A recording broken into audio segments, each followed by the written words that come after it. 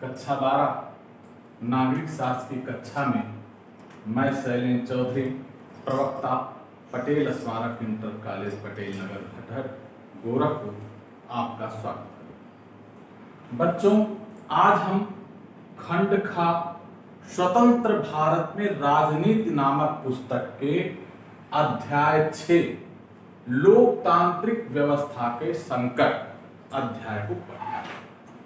बच्चों, इस अध्याय को हम 2 भागों में अध्ययन करेंगे।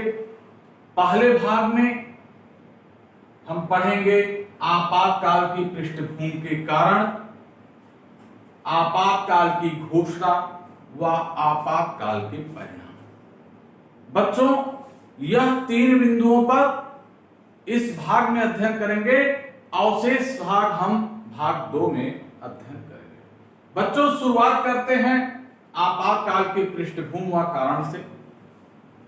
जैसा आप जानते हैं बच्चों, भारत में 1947 से लेकर लोकतांत्रिक प्रक्रिया, लोकतांत्रिक सरकारें रही, मजबूत सरकारें रही, लेकिन 1970 के बाद जो एक दलीय दौर चल रहा था उसमें परिवर्तन आना चालू हो गया। कई कारण थे जिसका अध्ययन आपने पिछले अध्याय में किया, लेकिन वे महत्वपूर्ण कौन से कारण बने? आपातकाल की पृष्ठभूमि में उन कारणों को खोजना होगा हमें। जैसे किसी कार्य के पीछे कोई कारण होता है, उसी तरह जो 1975 में आपातकाल लगा, उसके पीछे भी कुछ कारण थे। उसकी पृष्ठभूमि ऐसे नहीं तैयार। पहला क्या था? आर्थिक संदर्भों की बात की जाए बच्चों,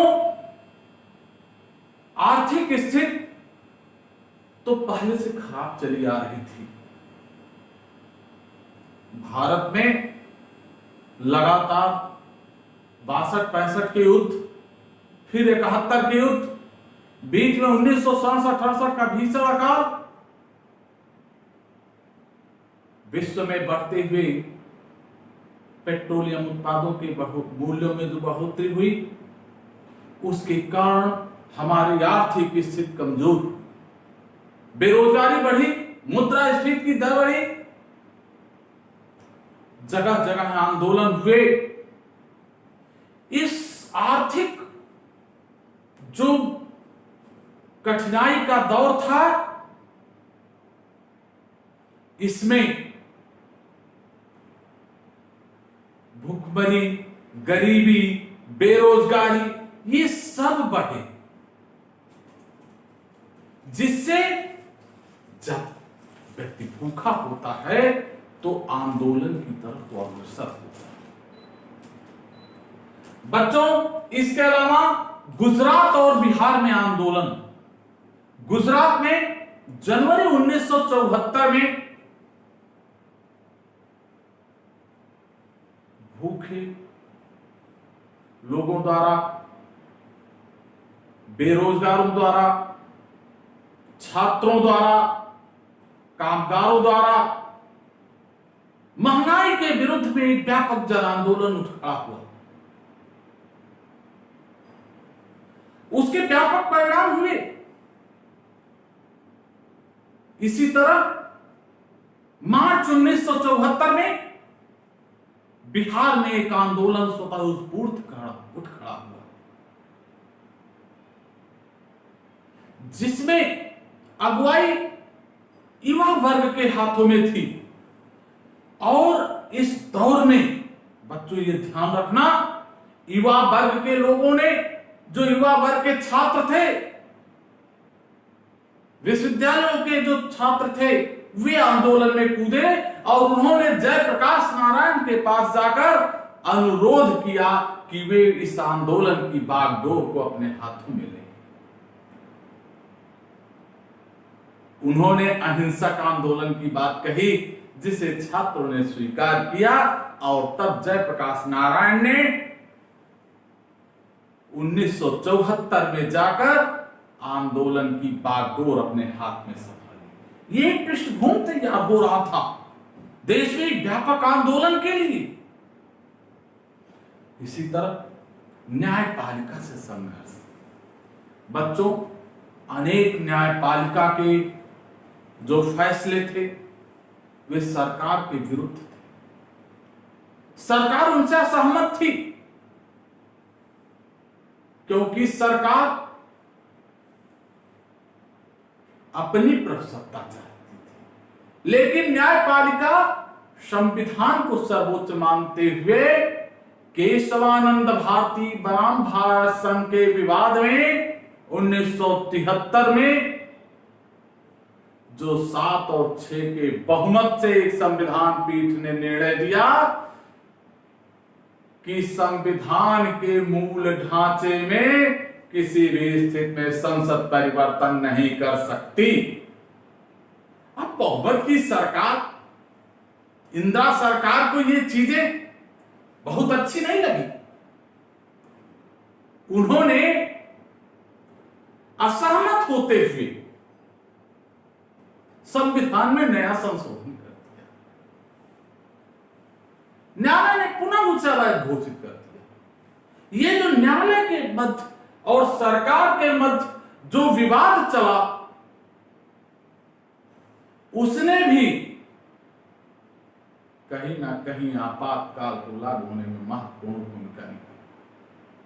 अब बच्चों आगे बढ़ते हैं आपातकाल की घोषणा।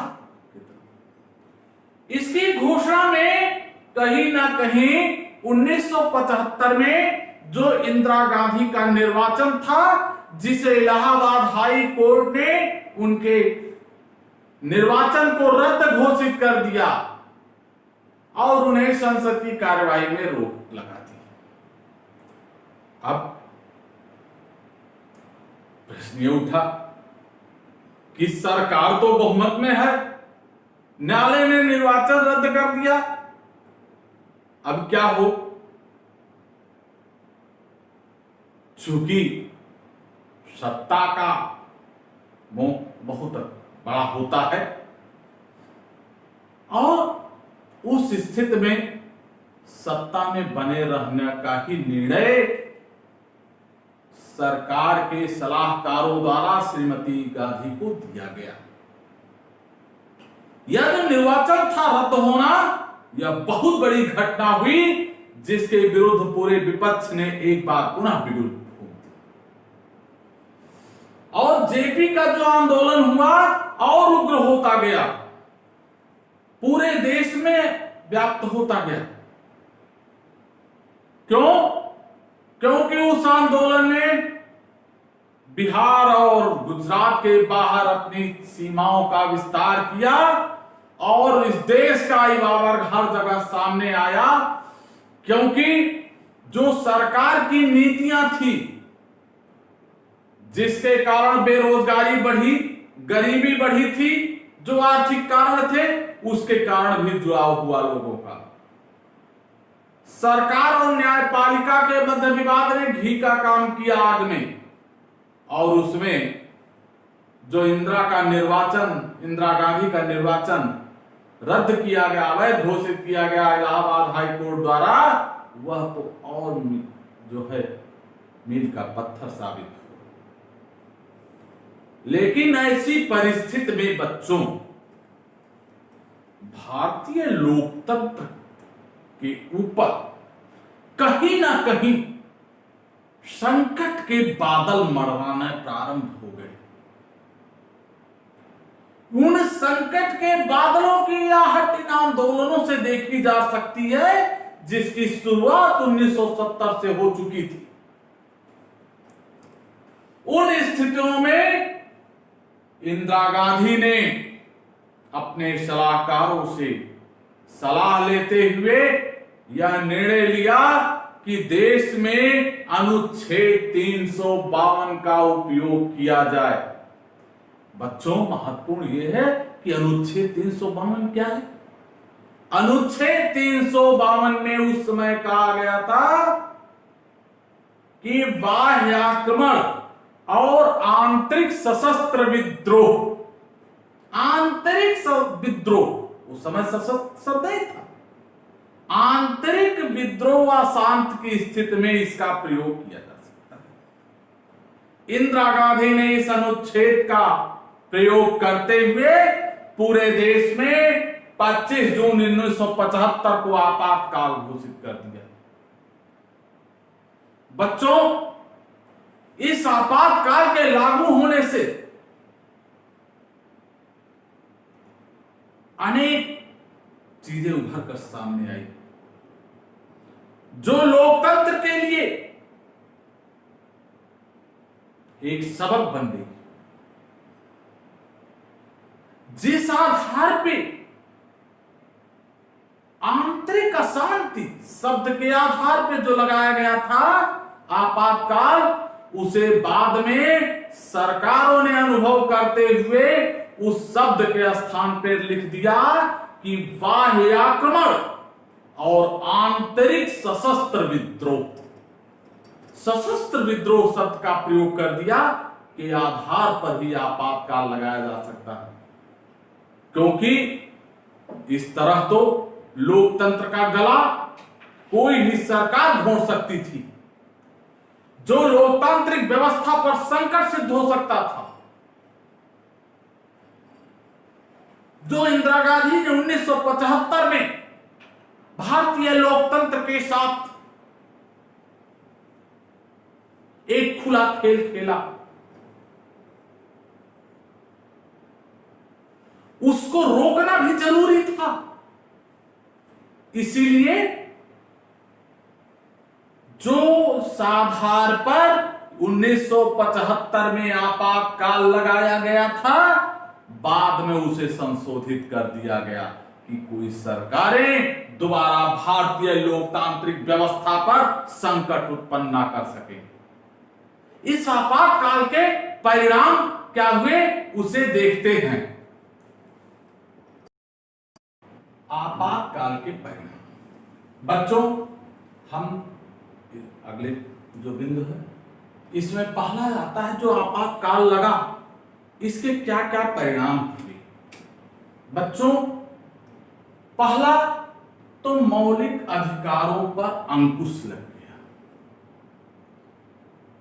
हर तरह के अधिकारों पे सरकार ने अंकुश लगा दिया कि आपके अधिकारों के हनन में आप न्यायालय की शरण में नहीं जा सकते।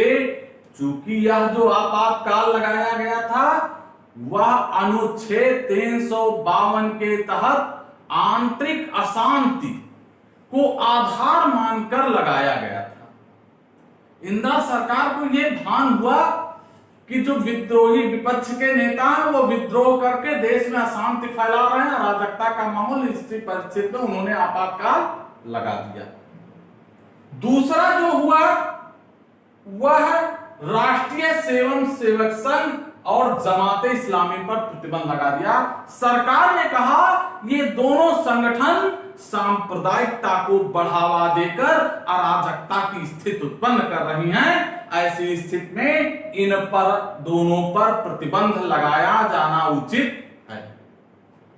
इसके अलावा प्रेस की स्वतंत्रता, प्रेस की आजादी पर भी प्रतिबंध लगा दिया गया।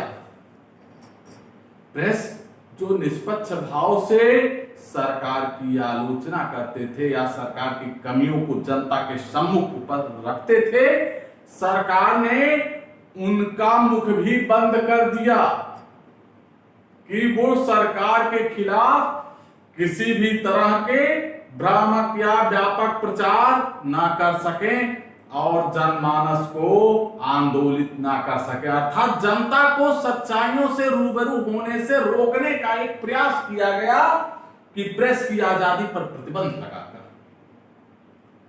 अगला आता है निवारक नजरबंदी का व्यापक इस्तेमाल किया गया। यही वो कानून था जिसमें बिना कारण बताए सरकार गिरफ्तार कर सकती थी किसी को, और सरकार ने इसका बड़े व्यापक पैमाने पर इस्तेमाल किया। विपक्ष के जितने भी नेता थे उन सबको गिरफ्तार करके जेल में डाल दिया गया। अनेक छात्र आंदोलन के जो नेता थे, छात्र नेता, उन्हें भी जेल में डाल दिया गया था। इसके बाद विपक्ष के नेताओं को जेल भेजना, निवारक निरोध के तहत ही जो विपक्ष के प्रमुख नेता थे सभी जेल में डाल दिए गए। वो चाहे जॉर्ज फर्नांडिस हो, स्वर्गीय लाल जो है अटल बिहारी वाजपेयी जी रहे हों, लालू प्रसाद यादव, मुलायम सिंह यादव जो वर्तमान में हैं, विजू पटनायक, ये तमाम नेता जो विपक्ष के थे इन्हें जेल में डाल दिया गया। सरकार अपनी नाकामी को छिपाने के लिए ऐसा कदम उठा रही थी। इसके बाद संसद के कार्यकाल को बढ़ाना, इंदिरा गांधी ने आपातकाल लागू करते हुए संसद का कार्यकाल 1 वर्ष के लिए बढ़ा दिया। सामान्यतः लोकतांत्रिक सरकारें भारत में 5 साल की होती है, लेकिन जब आपातकाल लगा हो तो उस स्थिति में संसद के कार्यकाल को बढ़ाया जा सकता है। इंदिरा गांधी ने इसी का सहारा लेते हुए जो चुनाव 1976 में होना चाहिए था उसके कार्यकाल को 1 साल और बढ़ा दिया। तो इस तरह बच्चों ये भाग 1 लोकतांत्रिक व्यवस्था के संकट का भाग 1 समाप्त होता है। अगले भाग में हम पुनः मिलेंगे। धन्यवाद।